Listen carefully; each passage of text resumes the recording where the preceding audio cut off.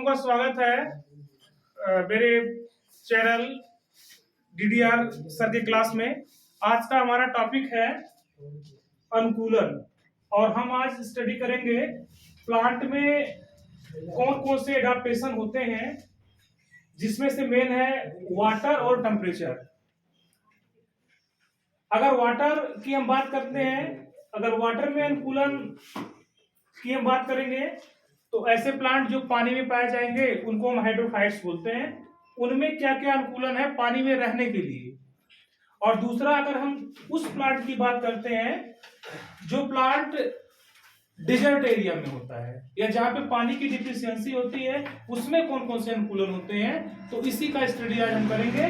तो सबसे पहले हम जानते हैं अनुकूलन क्या है।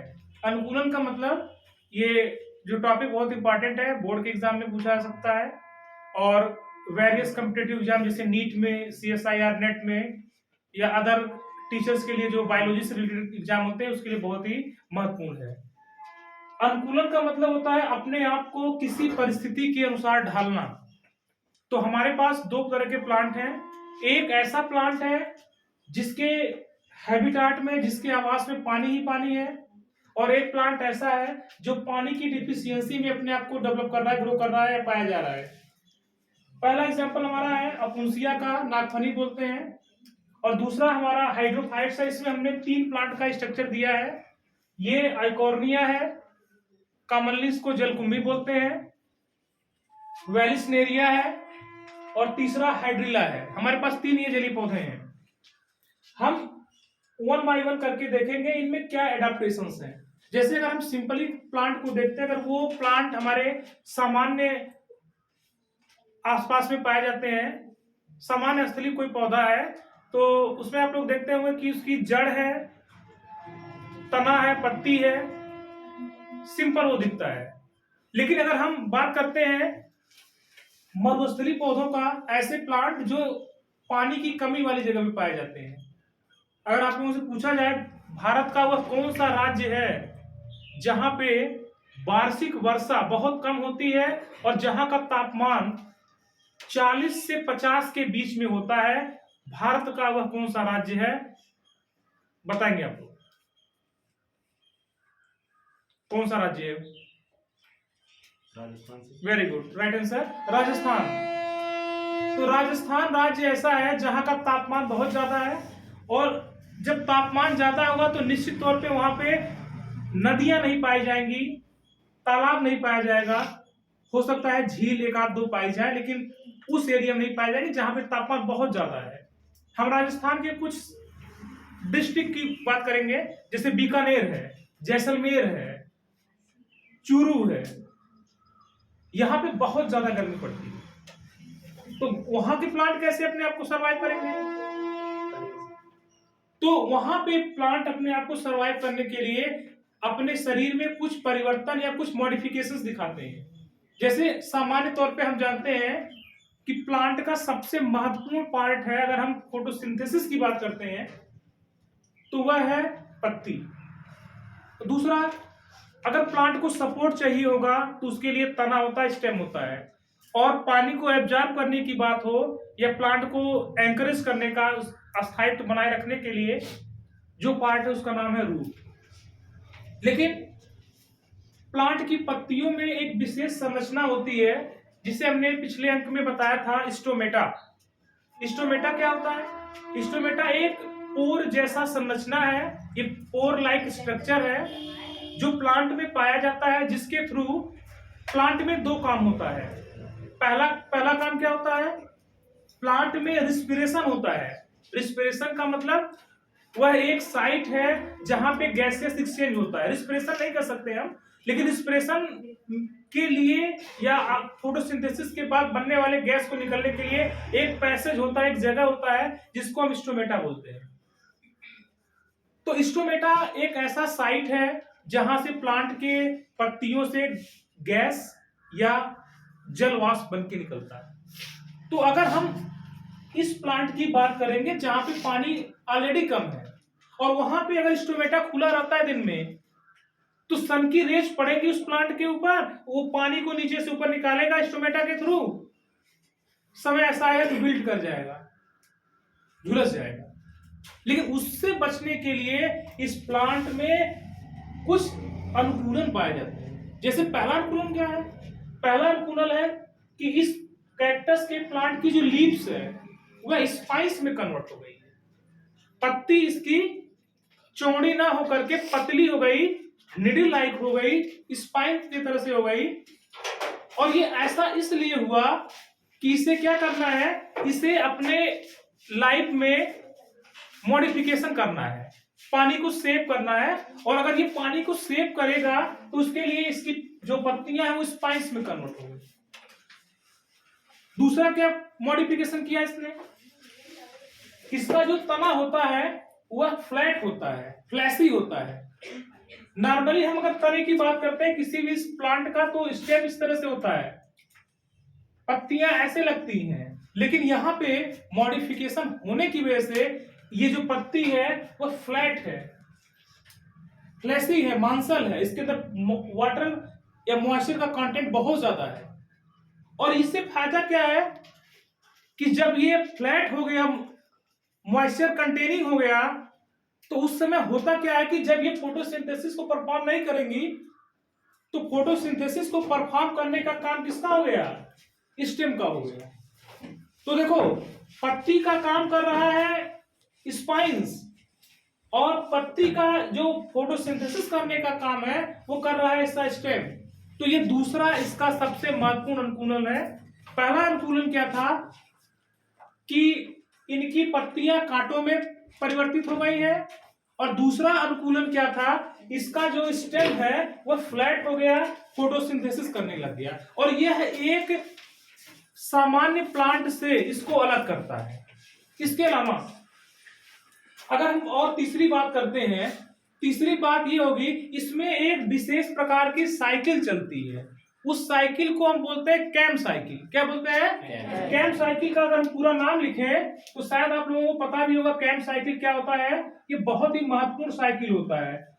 किस मामले में महत्वपूर्ण होता है? क्योंकि हमने बताया कि प्लांट के जीवन में कितना पानी उसके बॉडी में रहेगा, कितना पानी लॉस करेगा, उसके लिए जिम्मेदार स्टोमेटा है। तो कैम साइकिल का पूरा नाम होता है क्रैसुलेशियन एसिड मेटाबॉलिज्म। तो ये एक ऐसा साइकिल है, ये या एक ऐसा प्रोसेस है, ये प्रक्रिया है जिसके अंतर्गत एक एसिड का फॉर्मेशन होता है, और एसिड बनने की वजह से यह जो साइकिल है वह दिन में ना चल करके रात में चलता है। अब तुम लोग सोचो, सामान्यतः जो प्लांट होते हैं अपने स्टोमेटा को कब खोलते हैं? दिन में खोलते हैं। लेकिन अगर स्टोमेटा दिन में नहीं खुलेगा तो इसका मतलब पानी नीचे से ऊपर नहीं जाएगा, पानी का लॉस नहीं होगा। इसके अलावा और क्या मॉडिफिकेशन है, इनकी जो जड़ें होती हैं काफी ज्यादा गहराई तक जाती हैं, और इनके ऊपर वैक्स का लेयर पाया जाता है। स्टोमेटा ढका हुआ होता है, संकेन स्टोमेटा होता है। तो 5 पॉइंट याद करके रखना है आपको, एग्जाम में पूछा जाता है, नीट में भी यहां से सवाल बनते हैं। ये 5 मॉडिफिकेशंस क्या है जीरोफिटिक प्लांट के? पहला मॉडिफिकेशन ये है, इनकी पत्तियां कांटों में बदल जाती हैं। दूसरा पॉइंट क्या है, तना फोटोसिंथेसिस करता है और फ्लैट होता है, मांसल होता है। एलोवेरा का देख लेना आप लोगों ने एग्जांपल। तीसरा क्या है, संकेन स्टोमेटा होता है, स्टोमेटा इनका धंसा होता है। और तीसरा पॉइंट क्या, चौथा पॉइंट क्या है, इनकी जो जड़ें होती है बहुत गहराई तक जाती हैं। पांचवा पॉइंट क्या होता है, इनकी पत्तियों पे अगर और कोई दूसरा हम जीरोफिटिक प्लांट देखते हैं तो पत्तियों के एपिडर्मिस के ऊपर एक लेयर पाया जाता है, वैक्स का लेयर होता है, और इस वैक्स के लेयर के साथ साथ हेयर्स जैसी संरचनाएं भी देखने को मिल सकती हैं। तो यह मॉडिफिकेशंस होते हैं किसमें? मरुस्थलीय पौधों में, जीरोफिटिक प्लांट में। अब आगे हम बात करते हैं हाइड्रोफाइट्स को। एग्जाम में बहुत पूछता है कि हाइड्रोफाइट्स क्या है, किन्हीं 2 हाइड्रोफाइट्स का नाम लिखिए। तो हाइड्रोफाइट्स का मतलब ऐसे प्लांट जो वाटर बॉडीज में पाए जाते हैं उनको हम क्या बोलते हैं? हाइड्रोफाइट्स। 2 शब्दों से मिलकर बना है ये, हाइड्रो प्लस फाइट्स। फाइट्स का मतलब हो जाएगा क्या? प्लांट, और हाइड्रो मीन्स क्या हो जाएगा? वाटर। तो ऐसे प्लांट जो पानी में पाए जाते हो उनको हम क्या बोलेंगे?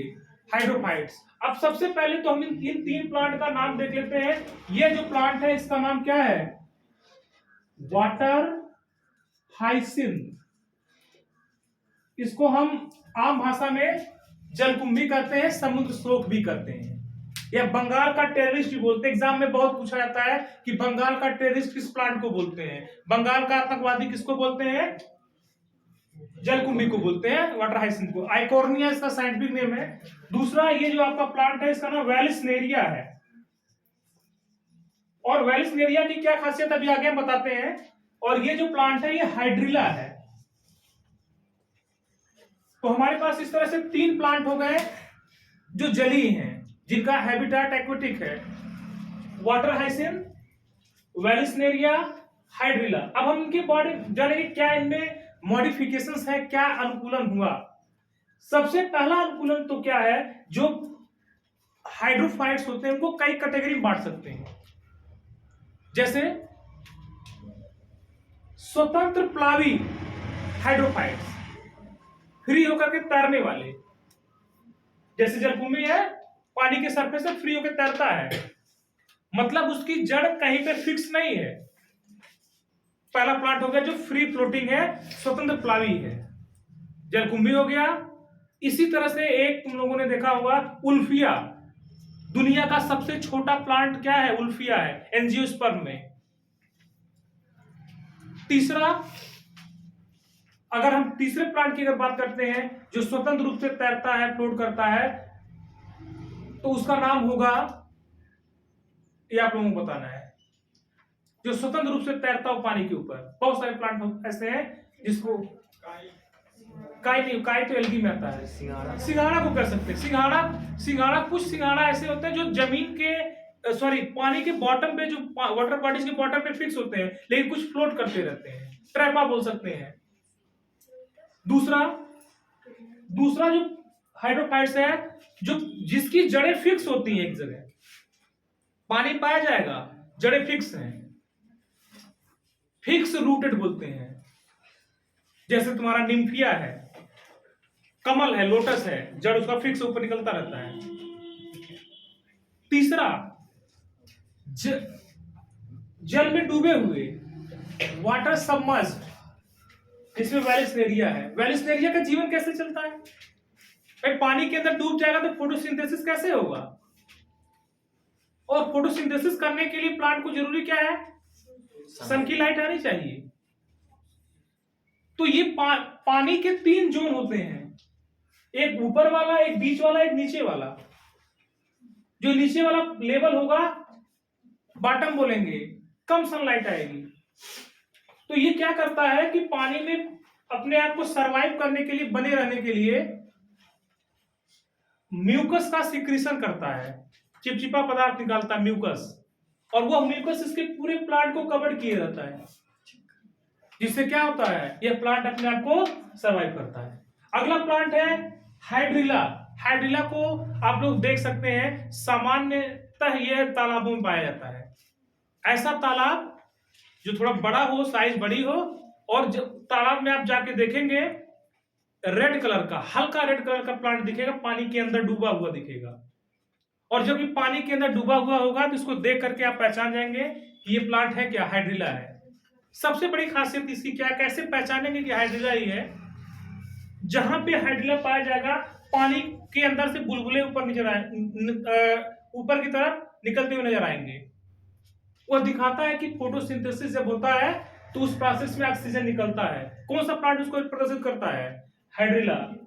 या तुम लोग हायर क्लास में जाओगे, हो सकता है कुछ बच्चे बीएससी करें, एमएससी करें, तो वहां पे एक्सपेरिमेंट कराया जाएगा, फोटोसिंथेसिस के एक्सपेरिमेंट को परफॉर्म कराया जाएगा। तो वहां जो प्लांट लिया जाएगा, वह प्लांट क्या लिया जाएगा? हाइड्रिला लिया जाएगा। तो 5 पॉइंट नोट कर लीजिए, क्या जरूरी है दिमाग में अपने। पहला, कि जो पानी पाए जाने वाले प्लांट होते हैं हाइड्रोफाइट्स कहलाते हैं। इनकी जड़ें कम विकसित होती हैं। क्यों? जड़ विकसित ज्यादा किस लिए होती है? इनको पानी को एब्जॉर्ब करना है, और जिसका जीवन ही पानी है तो वहां पे जड़ का विकास कम होता है। पहला पॉइंट हो गया। दूसरा, इनकी जो पत्तियां होती हैं उसके ऊपर क्यूटिकल का लेयर पाया जाता है। या वैक्स का लेयर पाया जाता है, जो पानी जैसे इस पत्ती पे गिराओगे पानी स्लिप कर जाएगा। 2 पॉइंट हो गया। तीसरा, जो पानी के ऊपर तैरते हैं, आर्किमिडीज का सिद्धांत पढ़ा हुआ तुमने लोअर क्लास में। आर्किमिडीज के सिद्धांत के कारण ही कोई चीज पानी के ऊपर तैरती है, या फोर्स ऑफ बाउंसी, उत्प्लावन बल। तो ये जो तुम लोग देख रहे हो, लीफ का जो पार्ट है ये स्पंजी होता है, इसको अगर दबाओगे तो आवाज आएगी। इसका मतलब आवाज आएगा, उसके अंदर कैविटी है, खाली जगह है, उस कैविटी में क्या भरा गया है? एयर। तो इसका मतलब कहोगे कि इसके तने में और इसके पत्ती में हवा भरा होता है, जिसके कारण ये पानी में डूबता नहीं है। और अगर हम इसकी एनाटॉमी देखें, एनाटॉमी का मतलब अंदर की संरचना देखें, तो उसकी एनाटॉमी में होगा कि एरेनकाइमा पाया जाता है। क्या पाया जाता है? एरेनकाइमा। और जिसके कारण ये क्या होता है? पानी के ऊपर तैरता रहता है, डूबता नहीं है। तो इसका मतलब क्या हो गया कि 3 पॉइंट याद रखो भाई, बहुत इंपॉर्टेंट टॉपिक है। पहला है कि रूट कम विकसित होता है। दूसरा पॉइंट, पत्तियों के ऊपर वैक्स पाया जाएगा। तीसरा पॉइंट, बाउंसी को मेंटेन करने के लिए इनके पत्तियों में हवा पाया जाता है, या अगर हम इनकी एनाटॉमी देखें, एयर चैम्बर पाया जाता है, एयर कैविटी पाया जाता है। जब हवा भरा रहेगा, बलून को देखो, बलून को पानी में डुबाओ, डूबेगा वो, जैसे डुबाओगे ऊपर आ जाएगा। सेम उसी तरह से इसमें एयर पाया जाता है, और एयर पाए जाने के नाते ये पानी के ऊपर फ्लोट करता रहता है, तैरता रहता है। अगला पॉइंट, इन प्लांट में वुड नहीं पाया जाता, लकड़ी नहीं पाया जाता, सेकेंडरी ग्रोथ नहीं होता, जिससे वेट इनका कम से कम रहे। और कुछ प्लांट ऐसे होते हैं जिनमें डाइमार्फिक पत्तियां भी पाई जाती है। पत्ती के 2 रूप होता है, या कह सकते हो कि जली पौधों की पत्तियां कटी फटी होती हैं। क्यों कटी फटी होती है? कटी फटी नहीं रहेंगी तो जल की धारा तेजी से आ रही है, क्या करेगा? उस पत्ती को डिस्ट्रॉय कर देगा। इसलिए इनमें ये अनुकूलन पाया जाता है। तो फिर से सुन लो 5 पॉइंट। जल में पाए जाने वाले प्लांट हाइड्रोफाइट्स कहलाते हैं, और इनकी सबसे बड़ी खासियत है कि रूट सिस्टम कम विकसित होगा, तने में पत्तियों में हवा भरा रहेगा। तीसरा पॉइंट, अगर ये पानी में डूबे हुए हैं तो म्यूसिलेज निकालेंगे। चौथा पॉइंट, तने में सेकेंडरी ग्रोथ नहीं होगा, रूट पे सेकेंडरी ग्रोथ नहीं होगा, द्वितीयक वृद्धि नहीं होगा। और लास्ट पॉइंट ये होगा कि पत्ती के ऊपर स्टोमेटा बहुत कम होते हैं, क्योंकि पानी का लॉस करना नहीं इनको, स्टोमेटा कम होते हैं, समवट एब्सेंट भी होते हैं बहुत सारे प्लांट में जो हाइड्रोफाइट्स होते हैं। एग्जाम में पूछता क्या है, किन्हीं 2 पौधे का नाम बताइए जो जली हो। तो याद रखना, वाटर हाइसिंथ, जलकुंभी, एकॉर्निया बोलते हैं, वेलेस्नेरिया बोलते हैं, हाइड्रिला बोलते हैं। अगर तुम लोगों से पूछा जाए कि जीरोफिटिक प्लांट का एग्जांपल बताओ, तो क्या बताओगे? नागफनी, कैक्टस बताओगे, एलोवेरा बताओगे, नेरियम बताओगे। नेरियम का मतलब कनेर को बोलते हैं, रोड के ऊपर लगाते हैं। खजूर को बताओगे, हाँ, ब्रायोफिल्लम भी बताओगे, अजूबा भी बताओगे। ये सब कैसे प्लांट हैं? जीरोफिटिक प्लांट है। अब हम थोड़ा बात करते हैं जो एनिमल पानी में पाए जाते हैं उनके बॉडी में क्या अनुकूलन है।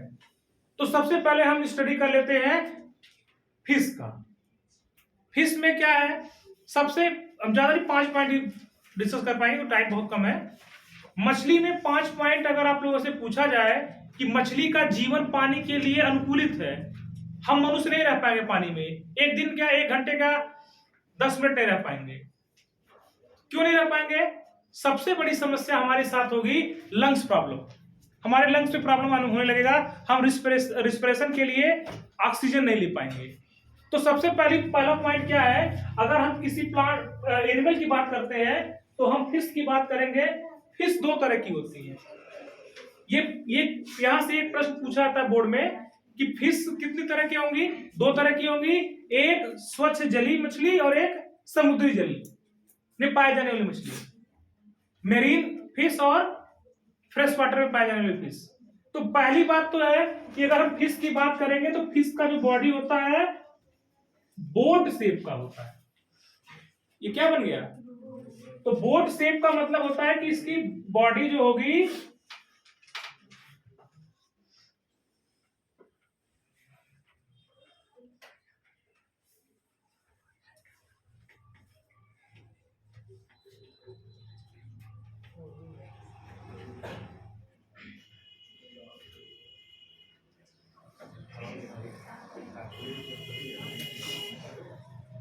ये फिश है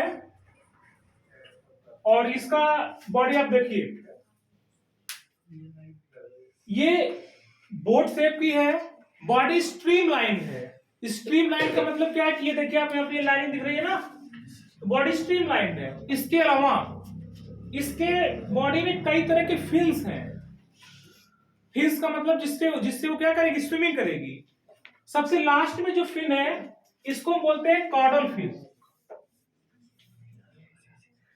कॉर्डल फिन। और यहां पे बोलते हैं पेक्टोरल फिन, इसको बोलते हैं पेल्विक फिन, और ये होता है डॉर्सल फिन, और ये इसका एनल फिन। ध्यान रखना, फिश में कौन कौन से ऐसे फिन हैं जो पेयर में होते हैं और कौन कौन से ऐसे फिन हैं जो सिंगल होते हैं। पहला जो फिन है दैट इज पेक्टोरल फिन, ये पेयर में है। डॉर्सल फिन क्या होता है, अनपेयर्ड होता है। पेल्विक फिन ये पेयर्ड होता है। एनल ये भी क्या होता है, पेयर्ड में होता है। और लास्ट में जो कॉर्डल फिन होता है वो क्या होता है, अनपेयर्ड होता है, सिंगल होता है। अब सबका अलग अलग फंक्शन है। पेक्टोरल का काम है आगे की तरफ बढ़ाना, इसको डायरेक्शन को चेंज करने का। कॉर्डल फिन का क्या है, बैलेंसिंग है, बॉडी को बैलेंस करने का काम है।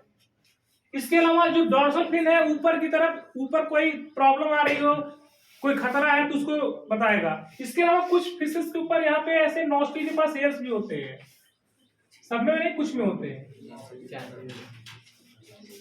ये थर्मो रिसेप्टर, कीमो रिसेप्टर्स होते हैं, टेम्परेचर को डिटेक्ट करता है और केमिकल को डिटेक्ट करता है। और ये आइज है इसका। तो ये देखो कितना अच्छा स्ट्रक्चर है इसका, पानी के लिए तैरेगी, बोट शेप का बॉडी होगा। इसके अलावा यहाँ पे गिल्स होते हैं, गिल स्लिट है उसके अंदर गिल्स होते हैं, और गिल्स मॉडिफाइड होता है किसके लिए, जलीय सांस लेने के लिए। मतलब मछलियां क्या करती हैं, अपना सांस गिल से लेती नहीं है, डिजॉल्व ऑक्सीजन से लेती हैं। जो H2O होता है पानी, उसी से ट्रैप करके लेती हैं। ठीक, यहाँ पे अपरकुलम होता है पानी के, जहां पे गिल्स होता है, गिल्स को ढकने के लिए जो संरचना अपरकुलम बोलते हैं। इसके अलावा कुछ मछलियों के अंदर एयर ब्लैडर भी पाए जाते हैं। एयर ब्लैडर क्या करता है, ये मछली को पानी में डूबने से बचाता है। मछलियां दो तरह की होती हैं। एक मछली ऐसी होती है जो लगातार तैरती रहती है, जिसके अंदर एयर ब्लैडर नहीं पाया जाएगा, वो लगातार तैरती रहती है, नहीं तो डूब जाएगी पानी में। और जिसके अंदर एयर ब्लैडर है वो कम तैरती है, जैसे स्कोलियोडॉन है, कुत्ता मछली लगातार तैरती रहती है, वो कुछ इस तरह से होती है।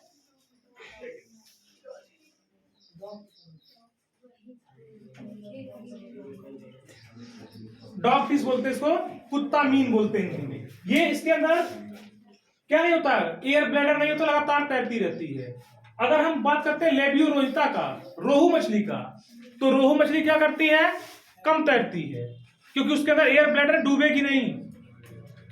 तो दूसरा पॉइंट, इनके स्किन के ऊपर सल्क पाए जाते हैं, स्केल्स पाए जाते हैं, जो इनको क्या करते हैं, इनकी स्किन को कवर किए रहते हैं। गिल्स का पाया जाना, स्केल्स का पाया जाना, विभिन्न प्रकार के फिन्स का पाया जाना। इसके अलावा क्या अनुकूलन है, इसके अलावा फिश जो होती हैं बहुत ज्यादा अमाउंट में अपने बच्चे को जन्म देती हैं, मतलब रिप्रोडक्शन की अपार क्षमता है इनके अंदर। यह भी एक अनुकूलित बनाता है पानी में रहने के लिए। इसके अलावा ये अपने फूड को आसानी से फाइंड आउट कर लेती है उस वाटर बॉडीज से। तो ये अनुकूलन होता है फिश में, किसके लिए, पानी में रहने के लिए। अब हम एक एनिमल की बात करते हैं जो पाया जाता है मरुस्थल में। We are talking about camel. Camel के जीवन में 5 खासियत क्या है? सबसे बड़ी खासियत है कि एक बार में वो पानी पीता है कितना, 52 litre, 52 litres water single time. और वो पानी को स्टोर कर लेता अपने बॉडी के अंदर। और यूरिन कितना डिस्चार्ज करेगा? 52 लीटर पीने के बाद यूरिन कितना डिस्चार्ज करेगा? केवल 150 से 200 ml, वो भी बहुत गाढ़ा यूरिन। कभी तुम लोग वहां जाओ अजमेर में, अजमेर में जाओगे तो वहां पे दिख जाएगा आसानी से। पुष्कर एक जगह है वहां पे अजमेर में, पुष्कर ब्रह्मा जी का मंदिर है, एकमात्र मंदिर है पूरी दुनिया में। वहां जाओगे तो तुमको कैमल दिखेंगे बहुत सारे, और उनका यूरिन देख सकते हैं, बहुत ही कंसंट्रेटेड होता है। दूसरा, पैर गद्दीदार होता है जो हेल्प करता है रेगिस्तान में दौड़ने के लिए। तीसरा, उनके शरीर पे इस तरह से ऐसे देखोगे हम्प होता है। हम्प में क्या होता है? हम्प में क्या होता है? फैट और फूड मटेरियल स्टोर रहते हैं। इसी हम्प में जो फैट पाया जाता है उसका ऑक्सीडेशन होता है, और ऑक्सीडेशन होने की वजह से क्या होता है? ऑक्सीडेशन होने की वजह से क्या होता है? ऑक्सीडेशन होने की वजह से वाटर का फॉर्मेशन होता है। इसके अलावा इसका पैर लंबा होता है जो हीट के प्रभाव को कम करता है। इसके अलावा इसका जो माउथ पार्ट होता है, माउथ पार्ट ऐसा डिजाइन किया गया होता है कि कांटों के बीच में पत्तियों को चुन लेता है। कोई कटीला पौधा है ना, वो नहीं कहेगा भाई हमको नहीं खाना, उसके माउथ ऐसे स्पेशलाइज्ड है कि वो स्पाइस को छोड़ते हुए पत्ती को खा लेता है। ये सबसे जबरदस्त स्पेशलाइजेशन होता है जीरोफिटिक एनिमल का। इसके अलावा पानी के बगैर वो कई हफ्तों तक जीवित, मतलब पानी का उसके लिए कोई इंपॉर्टेंस नहीं है। तो यह भी दिखाता है कि जीरोफिटिक अनुकूलन। तो हमने 2 प्लांट को बताया, 2 एनिमल को बताया। आशा करता हूं कि मेरा वीडियो आप लोगों को पसंद आया होगा, और अगर वीडियो आपको पसंद आए तो उसको लाइक, शेयर और कमेंट करिए, सब्सक्राइब करिए। जय हिंद।